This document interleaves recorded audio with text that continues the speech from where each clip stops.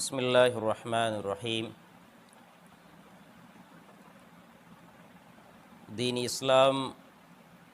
मूंग ता द हर यव इंसान द इज़्ज़त और द एहतराम हुक्म कई। रसूलुल्लाह सल्लल्लाहु अलैहि वसल्लम पखपल बानी पखपल अमल बानी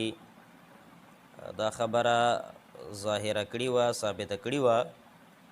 द हर फ़कीर द हर मिस्कीन द हर कमज़ोरी सारवा रसूलुल्लाह सल्लम मिना महब्बत को दागा बे ख्याल सातो और द खपल मलगरो साहब कराम हम रसूलुल्लाह सल्लम दगा शांति तरबियत कड़ाओ कि यो सड़े प ज़ाहिरा बानी कमज़ोर दे गरीब दे मिस्कीन दे नो दागा प बारे की दा फैसला न कवल चे दा इंसान अड़ो दकार इंसान न दे दा फ़ायदमंद इंसान न दे अगा त पसपक नज़र मानी न कतल बल तरफ त अगा इंसान चे अगा प ज़ाहिरा बानी दौलतमंद दे मालदार दे नो दागा प बारे की दा फैसला न कवल चे दा टिक सड़े दे सही सड़े दे प मुकाबला द अगी की चागा कमज़ोर दे गरीब दे मिस्किन दे प अगी मिस्किन और गरीब बनी दे मालदार तसवर कवल तरजीह वर्कवल मतलब दा कि कम गरीब दे कम मिस्किन दे अनुगता द दे गरीब वाली द वजह नस्पक कतल न दी पकार और कि कम सड़ी अल्लाह ताला माल और दौलत वर्कड़े दे तो दागा मुबारक दा फैसला न कवल चे दा दी बल नसरे बेहतर दे ढेर करता दा से मवाक़ो बांधी चे सड़े प ज़ाहिर बानी ढेर ज़्याद ज़ेब व ज़ीनत और द ख़ाइस और द शान व शौकत खावन दे माल और दौलत ते वसरा खुद ईमान द दौलत ना आगा खाली दे नो आगा द अगी गरीब और द अगी मिस्कीन चे दागा सर इस निश्त दे आगा पछले दलू कपड़ों के पजड़ों कपड़ों के आगा गर्जी बागी के जवन तेरे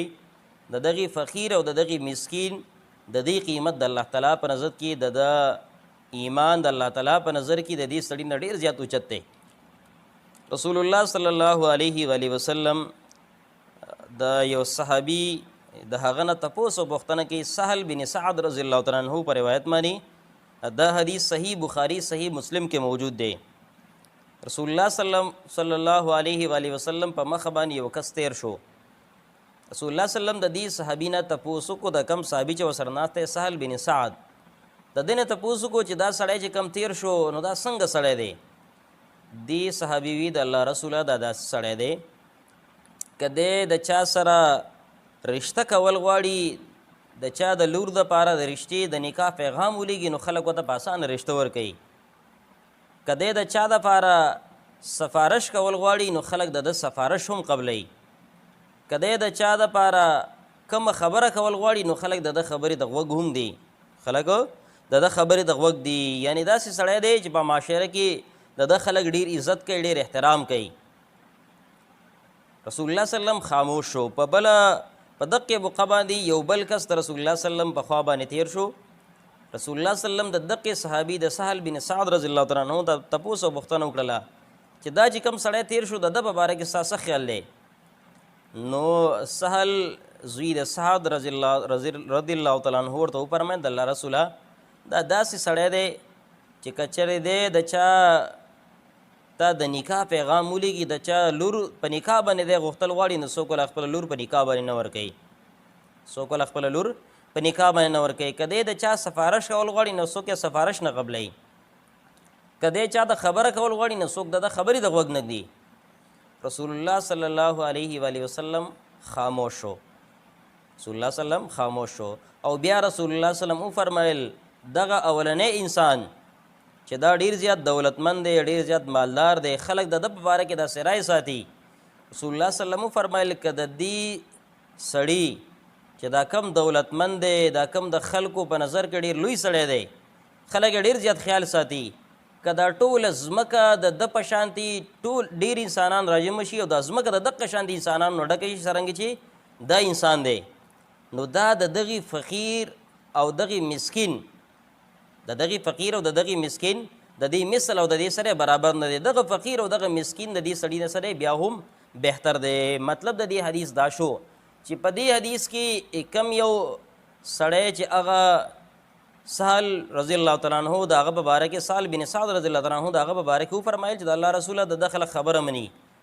द दखल सफारश कबलई अव्वल तर द अगा सड़े च द अगा सफारश न कबलई नो रसूलुल्लाह सल्लल्लाहु अलैहि वसल्लम फरमाइल च दा सड़े च कम ज़ाहिर माने ढेर ज़्यादा कमज़ोर है दे जदद अल्लाह ताला पर नज़र की او د الله تعالی په نظر کې د دومره لوی عزت دی، دومره لوی مقام دی. کچرې دا ټوله ځمکه د دې انسانانو په شان دی چې دا کم انسان خلک د هغه ډېر زیات عزت کوي، احترام کوي، دا ټوله ځمکه د ده نه ډکه شي د داسې قسمه انسانانو نه، نو بیا هم دغه کس چې کوم د خلکو په نظر کې د هغه هېڅ قیمت نشته دی، دا د الله تعالی په نظر کې څه دی؟ دا د الله تعالی په نظر کې ډېر زیات دروند دی، ډېر زیات اوچت دی. الله تعالی ورته ډېر د قدر په نظر باندې ګوري. نو په دې حدیث مبارک کې رسول الله صلی الله علیه و وسلم موږ ته دا خبره ثابته کړله، واضح کړله چې ډېر کله ته به یو انسان په دنیا کې په ظاهري جاه و جلال، په ظاهري شوشا باندې، په ظاهري ډېرو څیزونو کې به په خلکو کې ډېر زیات مشهور وي. بل طرف ته هغه انسان چې هغه ډېر زیات کمزور دی، غریب دی، مسکین دی، فقیر دی، محتاج دی، د خلکو په نظر کې د هغې هېڅ حیثیت نشته دی. خو د دغې سړي حیثیت چې کوم د خلکو په نظر کې د هېڅ مقام هېڅ عزت نشته دی، دی به د ایمان د وجې نه، د حق ګویۍ د وجې نه، د حق پرستۍ د وجې نه، د الله تعالی سره د تعلق د وجې نه د مقام او د عزت سره هغه دومره زیات سیوا دی که دا ټوله ځمکه د دغه شان د لوی دولتمندو نه ډکه شي، لوی دولتمندو نه دا ځمکه ډکه شي او په ظاهره باندې ښه وي او د ایمان په لحاظ سره کمزوري وي، نو دغه هغه سړی چې هغه ډېر زیات کمزوری دی، د خلکو په نظر کې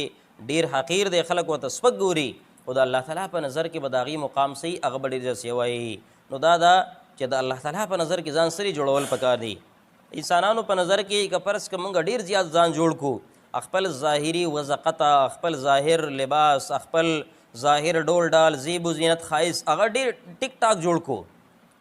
او دغه رنګې د ایمان هغه حرارت او د ایمان هغه قوت او طاقت او د الله تعالی سره تعلق زمونږ کمزوري، نو د ظاهري ډول ډال او د ظاهري لباس او د ظاهري شان و شوکت د دې په نتیجه کې مونږ د الله تعالی د عذاب نه د هغې نه نشو خلاصېدلی. اگر چې اسلام د دې نه منع نه کوي، د خپل ظاهري حسن، د خپل ظاهري ډول ډال، زیب و زینت ښایست د هغې هم اسلام حکم کوي چې تاسو